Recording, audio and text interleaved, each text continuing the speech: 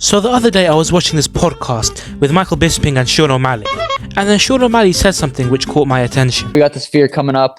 A little annoyed-ish about the promotion of the Sphere. The Sphere's the show. I'm the one doing interviews, not the Sphere. And now that he said that, it actually makes me think he's right. Dana White has been hyping up this UFC Noche card for so long. The Sphere is the star of the show. It's well worth going. We're going in there during Mexican Independence Day, and I'm going to put on the greatest live event anybody's ever seen, and it's going to be this huge love letter to... Oh, shut up. Right? So then I went to Google and I searched up UFC 306. For a card that Dana has been hyping up so much, these fights are so disappointing. Okay, the top 3 fights, which 2 of them being title fights, so they can't really be bad, and then Diego Lopez versus Brian Ortega, those are good fights. But then apart from that, there's no good fights on this card. For a fight card that Dana White promoted like it was the next UFC 300, it turned out to be the next flipping UFC 255. I genuinely think this is going to be the worst card of the year, 100%.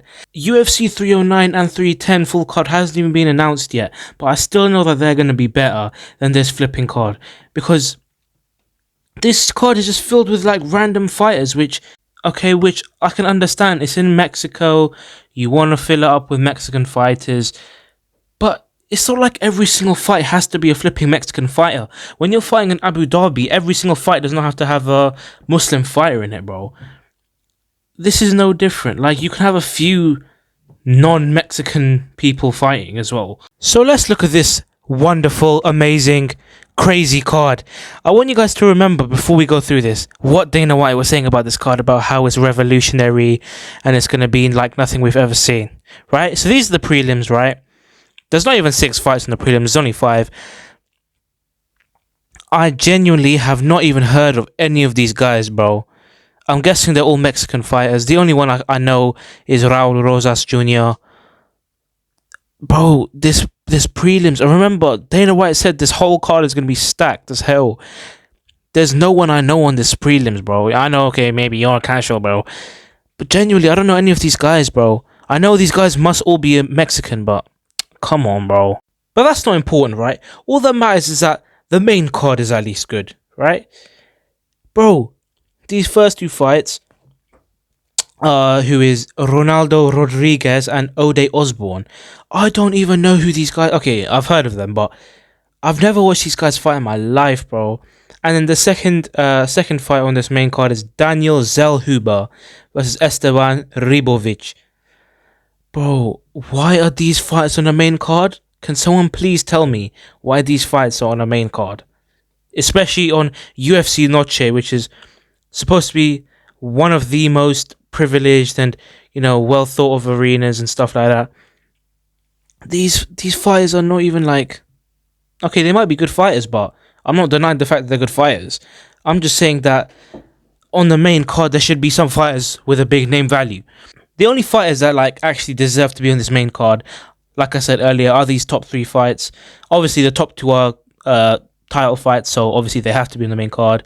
And then Ortega versus Lopez, this was already scheduled a while back, so it's getting rescheduled. But still, man, they needed to put some extra good fights in this card, and they didn't deliver, bro. So anyway, let's talk about the main event. Merab Dvalishvili had this to say. Oh my god, bro. Oh, hell no, man. What the fuck, man? Like, are you serious right now? What is it with these wrestlers thinking that they can strike with strikers, bro? Just do what you're good at. Wrestler versus a striker, a wrestler wins every time, man. Just do what you're good at. Just wrestle him to the ground, hold him down, do a Bilal type performance, and you get your belt easy. Instead, you're trying to make it hard for yourself by striking with the best striker in the division and one of the best strikers in the whole UFC. You already tried striking with Henry Cejudo, and we all saw how that worked out. Oh! If you can't strike with Cejudo, how the hell are you going to strike with Sean O'Malley? Especially when you're doing stupid stuff like posting pictures of injuries that you get in training. Like, bro, Sean O'Malley's going to target that area now. Yeah, even Dana White was like angry about this. He was calling Merab like some stupid idiot, and it's true. I don't know why the hell you do that, But yeah, anyway, that's about it for this video. You guys let me know what you think of UFC 306. And yeah, safe. But guess what? You will never feel this level of happiness if you don't go for something in your own life. When they knock you down, when they try to show you, when they talk